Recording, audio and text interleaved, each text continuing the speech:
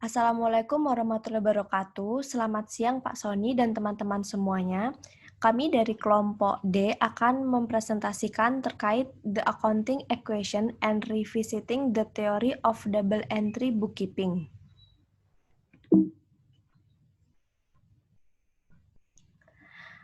Kami dari kelompok D yang beranggotakan saya sendiri Ritma Aulia Halim dan rekan saya Rizka Tarika. Baik, yang pertama untuk perkenalannya, di mana pertanyaan mendasar dan sering ditanyakan di akuntansi akan membutuhkan sebuah inovasi dalam pandangan dan metode penelitian, juga pelatihan dalam sejarah pemikiran akuntansi. Nah, sangat memalukan bahwa kita masih tidak bisa menjawab pertanyaan dasar seperti why did anyone invent record keeping or why is double entry bookkeeping beautiful. Jadi studi keuangan dan akuntansi ini sangat terkait karena studi keuangan mencakup banyak hal akademis disiplin ilmu, termasuk juga akuntansi. Praktik akuntansi yang baik sangat penting untuk studi keuangan seperti fungsi dasar akuntansi yaitu menyajikan informasi keuangan.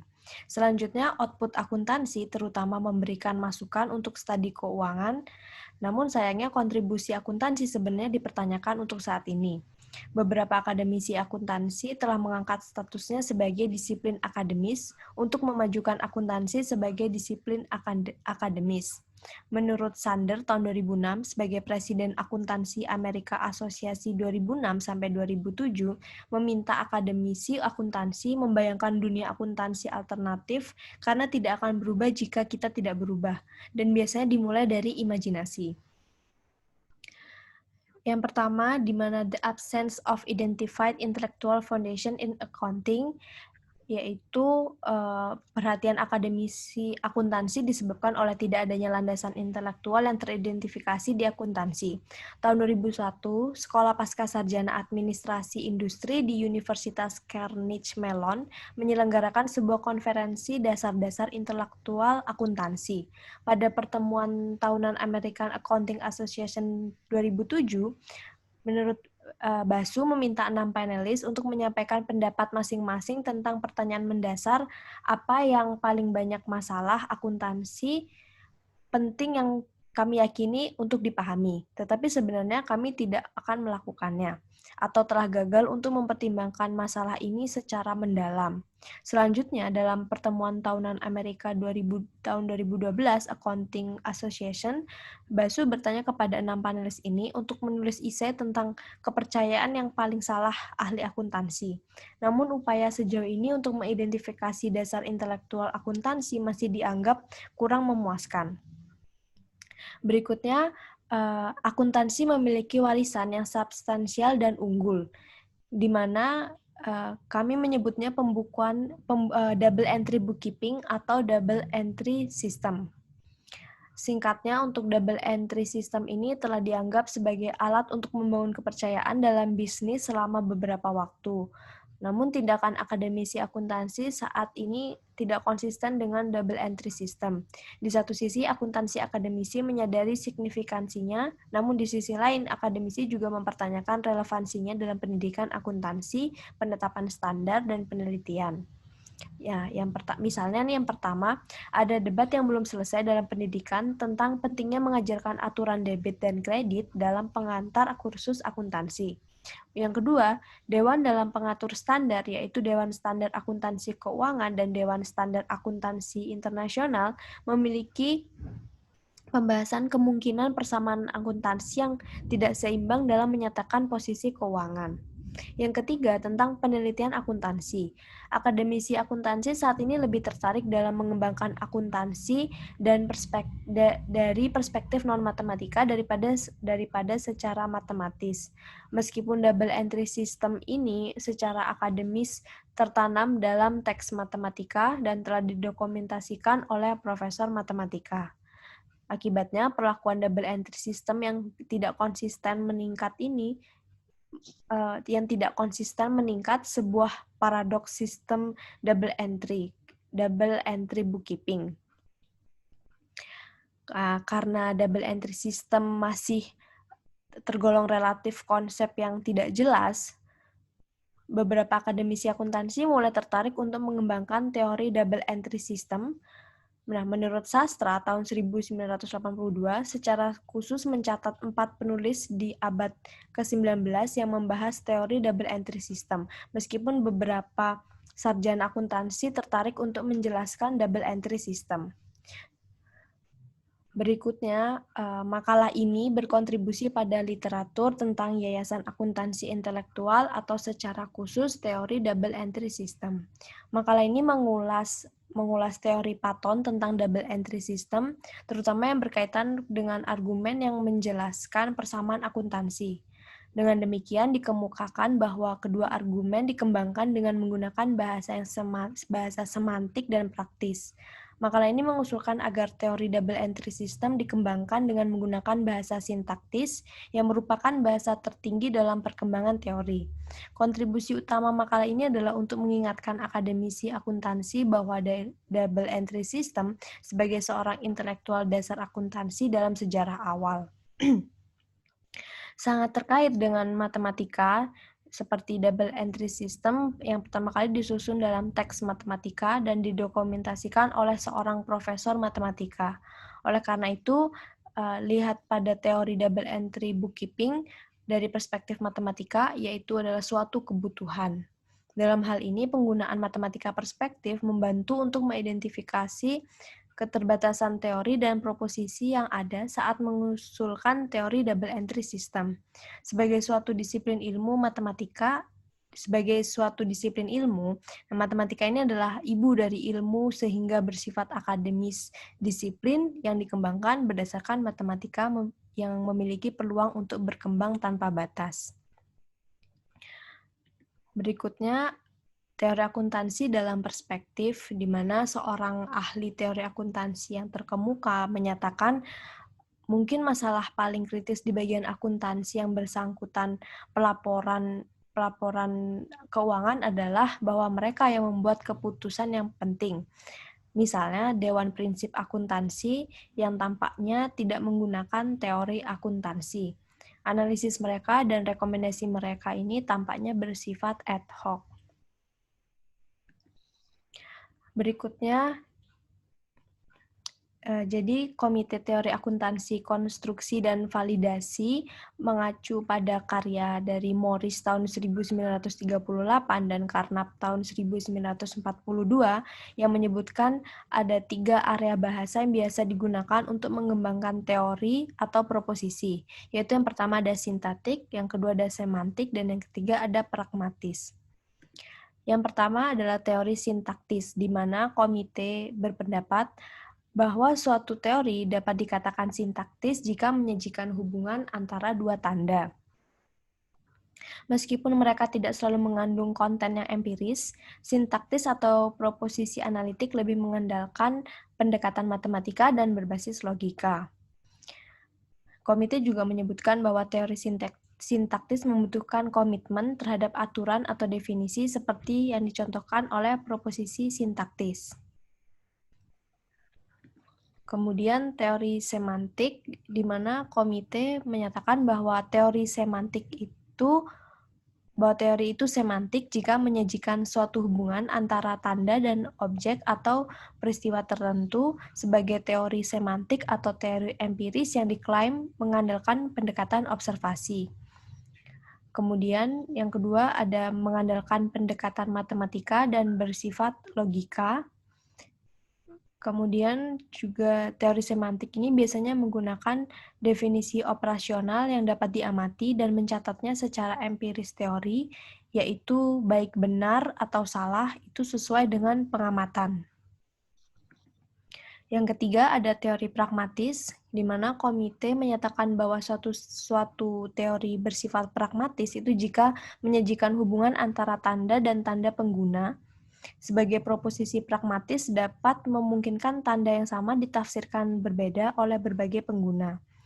Sedangkan panitia tidak memberikan contoh teori pragmatis, ini biasanya merupakan hasil kesepakatan, adat istiadat, instruksi, kebiasaan, atau pertimbangan praktis. Bahasa pragmatis ini umumnya dibuat untuk kemudahan dan peluang besar untuk mengalami dinamika perubahan, mengikuti pihak-pihak yang terlibat dengan perjanjian yang sudah dibuat. Nah, singkatnya dari 3 teori ini, 3 konsep dasar membedakan yaitu sintaktis dan bahasa semantik, kemudian ada analitik dan matematika non-empiris versus empiris, kemudian ada logika versus dunia nyata, dan juga ada aturan sintaktis versus observasi. Dapat dikatakan bahwa teori sintaktis ini merupakan level tertinggi dalam perkembangan teori dan diikuti oleh teori semantik dan pragmatis. Berikutnya akan dijelaskan oleh rekan saya, yaitu Rizka Terika.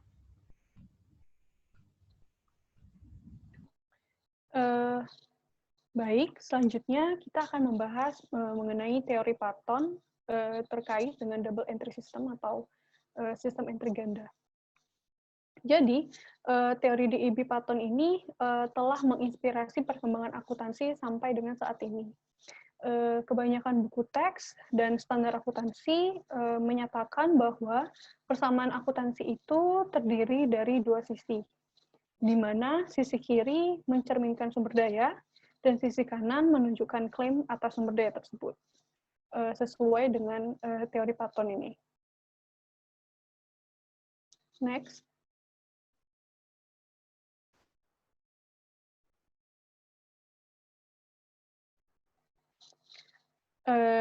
Jadi, berdasarkan teori ini, Patton pada tahun 1917 itu berpendapat bahwa teori DEB itu harus fokus pada satu fakta umum, yaitu properti. Nah, Patton mengelompokkan properti atau aset ini menjadi dua konsep penting, yaitu properti dan distribusi kepemilikannya, klaim terhadap hak, atau yang disebut dengan ekuitas. Nah, karena teori DEB ini sehingga dapat diekspresikan dalam persamaan yang ekuivalen secara numerik dalam bentuk persamaan sebagai berikut, yaitu properti sama dengan ekuitas. Nah, properti dalam hal ini itu melambangkan sumber daya, dan ekuitas melambangkan klaim atas sumber daya. Nah, teori Patton DEB ini dikembangkan berdasarkan pada bahasa semantik, karena definisi yang dinyatakan itu merujuk pada objek atau peristiwa dunia nyata yang dapat diamati, yaitu berupa aset atau sumber daya. Nah, selanjutnya dituliskan dalam bentuk persamaan akuntansi yang merupakan ciri khas dari bahasa sintaksis. Dengan demikian, teori tersebut dapat disebut dengan hukum properti atau aset. Selanjutnya,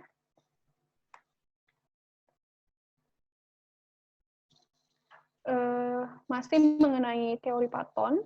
Jadi dari teori ini muncullah anomali dalam pengaturan standar yang diterbitkan oleh FSAB dan IASB pada tahun 2010.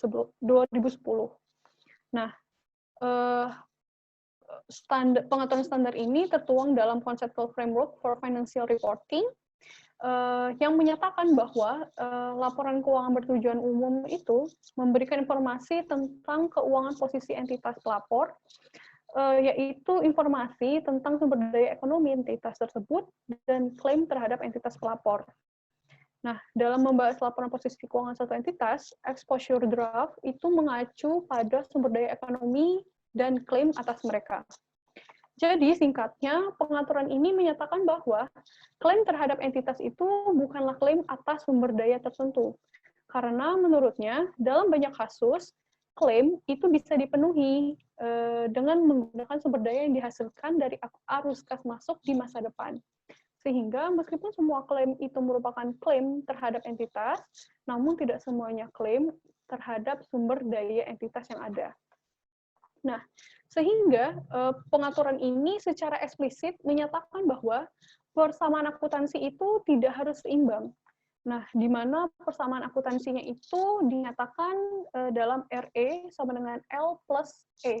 RE ini adalah report entity, sama dengan liability plus equity.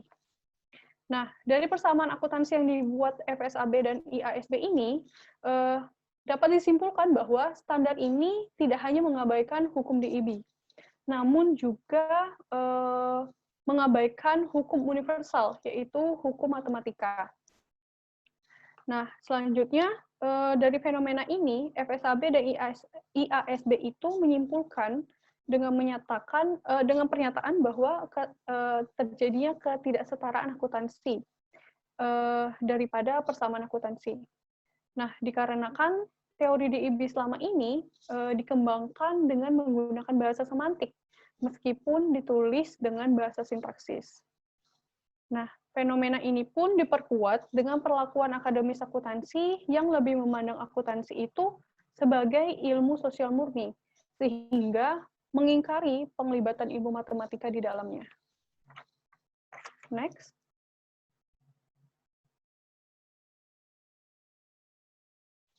Berikutnya, kita akan membahas the law of funds atau hukum dana. Nah, jadi salah satu langkah yang dapat dilakukan atau digunakan untuk menyelesaikan anomali yang timbul tadi, makalah ini mengusulkan revisi teori DIB yang sudah ada dengan mengusulkan teori hukum dana. Jadi, teori DIB yang diusulkan ini dikembangkan berdasarkan bahasa sintaksis, bukan bahasa semantik.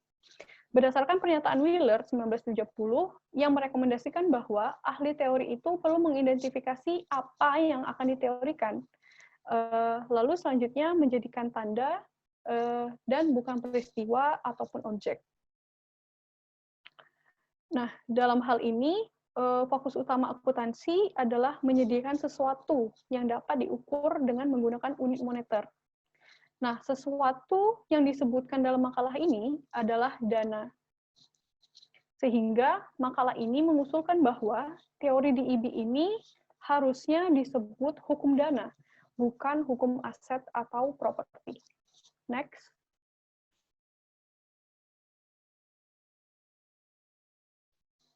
Nah, selanjutnya, hukum dana ini dinyatakan dalam bentuk persamaan aljabar akuntansi dasar, di mana hukum dari persamaan aljabar ini sama dengan hukum Paton, yakni total penggunaan dana itu harus selalu sama dengan total pemerolehan dana. Nah, dengan demikian, pemrosesan akuntansi terhadap setiap transaksi pencatatan akuntansi harus dipertahankan keseimbangannya. Jika tidak terjadi keseimbangan, maka telah terjadi kesalahan dalam pencatatannya, dan prinsip keseimbangan ini juga berfungsi sebagai pengendalian dasar dalam proses pencatatan akuntansi. Nah, persamaan aljabar ini dapat digambarkan sebagaimana yang ditampilkan di dalam slide, yaitu di sisi kiri itu menggambarkan penggunaan dana yang biasanya itu terdiri dari aset, dan di sebelah kanan itu menggambarkan pemerolehan dana yang biasanya terdiri dari liabilitas plus ekuitas. Nah, dari persamaan aljabar ini juga dapat diketahui bahwa kita perlu melakukan analisis transaksi sebagai bentuk pengendalian, seperti yang sudah saya sebutkan tadi, dan analisis transaksi ini juga menggambarkan dari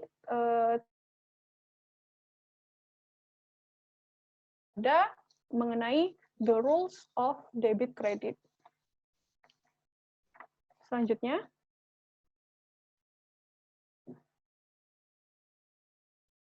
Nah, seperti yang sudah saya sampaikan tadi, setelah mengetahui bentuk aljabar dari persamaan akuntansi, selanjutnya kita harus mengetahui fungsi awal yang sangat penting dan krusial pada proses akuntansi, yaitu analisis transaksi.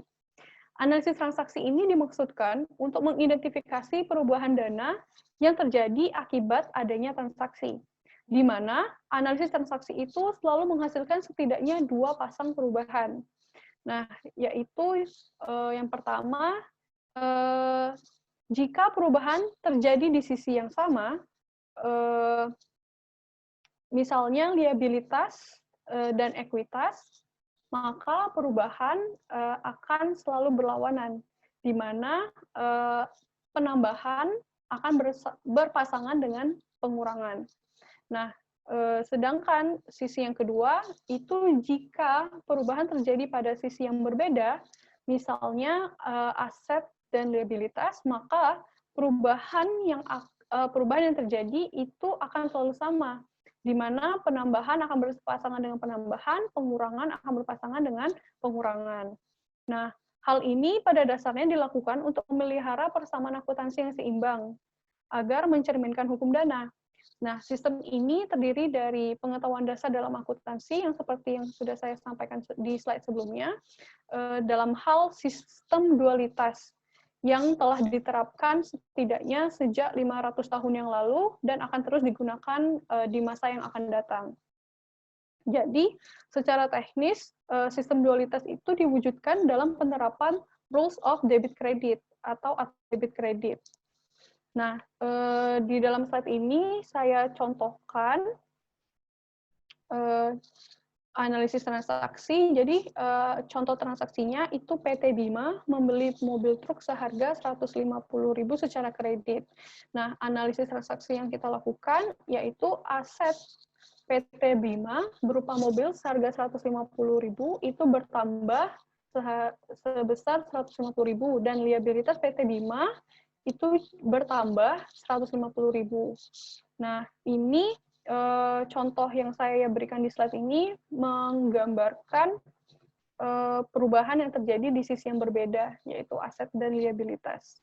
Di mana di kedua sisi itu perubahannya akan selalu sama, di mana penambahan akan berpasangan dengan penambahan. Next.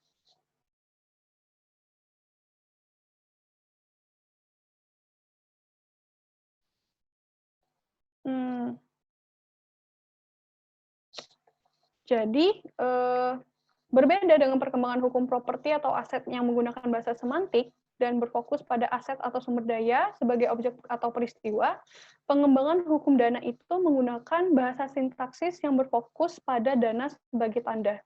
Nah, terminologi dana itu lebih abstrak dan fleksibel dari aset, sehingga lebih tepat mencerminkan sebuah tanda.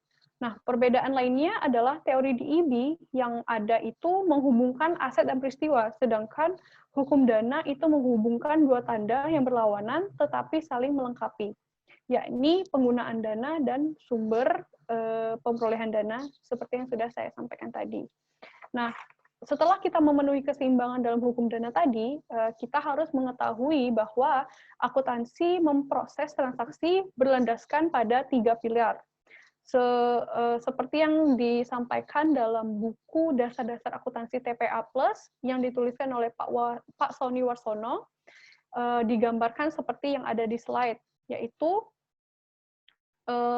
matematika sebagai segitiga penuh. Nah, sedangkan rancang bangun dan prinsip-prinsip dasar itu ada di dalam segitiganya.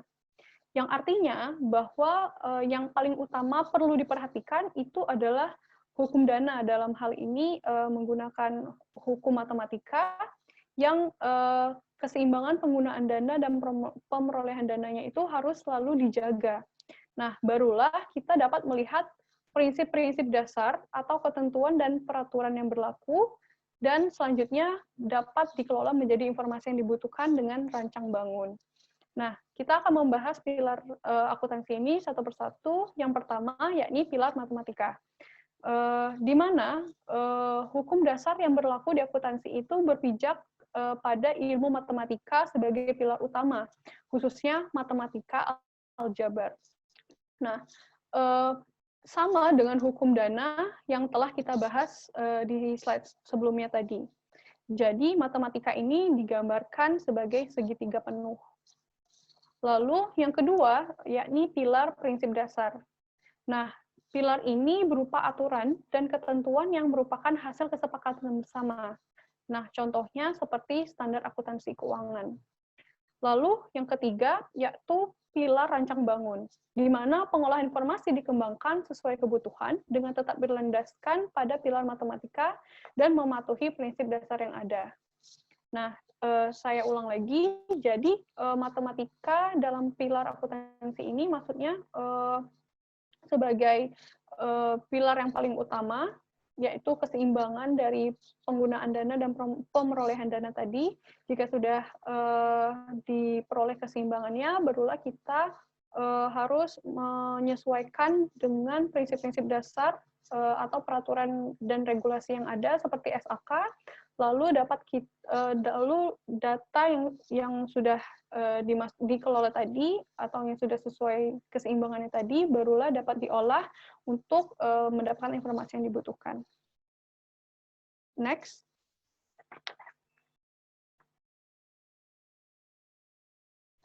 Selanjutnya, saya akan menyampaikan concluding remarks dari makalah ini.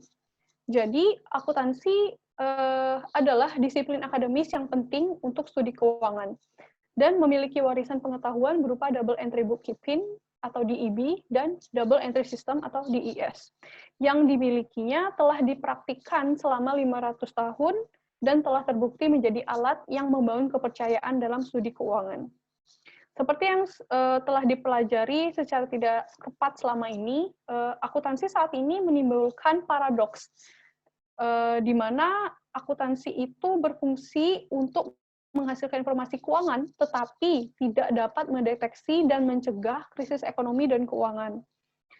Dan ini merupakan kegagalan yang terjadi karena sarjana akuntansi selama ini itu belum cukup mengenal substansi dari teori DEB.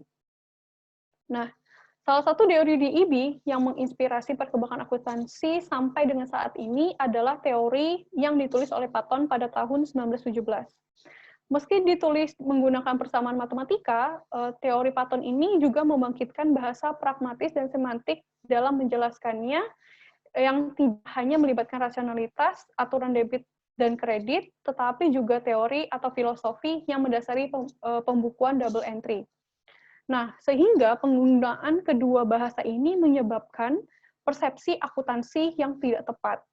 Akuntansi diperlakukan sebagai ilmu sosial dan dikembangkan berdasarkan aturan, bukan sebagai disiplin akademis yang mendasarkan dirinya pada matematika. Hal ini dikarenakan DEB pada awalnya itu diwujudkan dalam teks matematika atau didokumentasikan oleh seorang profesor matematika. Nah, sehingga makalah ini mengusulkan teori baru dari DEB yang disebut hukum dana atau law of fund theory yang berbeda dari teori Patton. Jadi teori dana ini dikembangkan dengan bahasa sintaksis menggunakan rumus matematika. Oleh karena itu, makalah ini pada dasarnya menggunakan perspektif matematika dalam mengembangkan teori DEB yang baru dan mengusulkan rasionalitas aturan debit dan kredit. Perspektif ini tepat selaras dengan keberadaan DEB dalam risalah matematika pada buku Summa de Arithmetica. Nah, Patton pun pada tahun 1917 telah beberapa kali mencatat kata-kata seperti equals dan ekuitas yang menunjukkan bahwa dia percaya bahwa DEB adalah aplikasi matematika. Secara khusus, Patton menggunakan perspektif matematika dalam mengembangkan teori DEB yang sudah disampaikan pada slide sebelumnya juga tadi. Next. Nah, sehingga perkembangan akuntansi saat ini diketahui didasarkan pada peraturan dan standar, sehingga menunjukkan sebuah kegagalan akuntansi dalam mengantisipasi permasalahan dan tantangan bisnis yang melekat pada era modern ini. Oleh karena itu, makalah ini merekomendasikan agar Akademi Akuntansi itu mengembangkan akuntansi dari atau dengan perspektif matematika. Menerapkan perspektif ini tentunya menjadi tantangan yang tidak mudah diselesaikan oleh akademisi akuntansi, bukan karena pengetahuan matematikanya tidak mencukupi, melainkan karena pola pikir akademisi yang memandang bahwa matematika itu dengan berlebihan. Dalam hal ini, akademisi akuntansi itu harus menyadari bahwa perkembangan komputer itu sangat sukses dikarenakan perkembangannya berdasarkan pada matematika. Komputer menggabungkan dua fungsi utama, yaitu fungsi pemrosesan dan fungsi kontrol yang disebut Central Processing Unit atau CPU, dan kedua fungsi utama tersebut mengandalkan matematika untuk melakukan pekerjaannya. Nah, jenis kontrol seperti bit paritas, digit self-check, kode batang, metode akses acak, dan enkripsi, itu semuanya didasarkan pada matematika. Dengan penggabungan fungsi pemrosesan dan pengendalian ini, resiko kesalahan dapat dihindari. Dan teknik penggabungan kedua fungsi ini telah dilakukan di DEB dan RDC, sehingga akuntansi menggunakan RDC sebagai pengolah sekaligus pengontrolan pencatatan yang dilakukan. Sekian presentasi yang dapat kami sampaikan mengenai jurnal ini. Lebih dan kurangnya kami mohon maaf, dan akan kami lanjutkan dengan sesi tanya-jawab dan penyampaian tanggapan dari teman-teman. Terima kasih. Wassalamualaikum warahmatullahi wabarakatuh.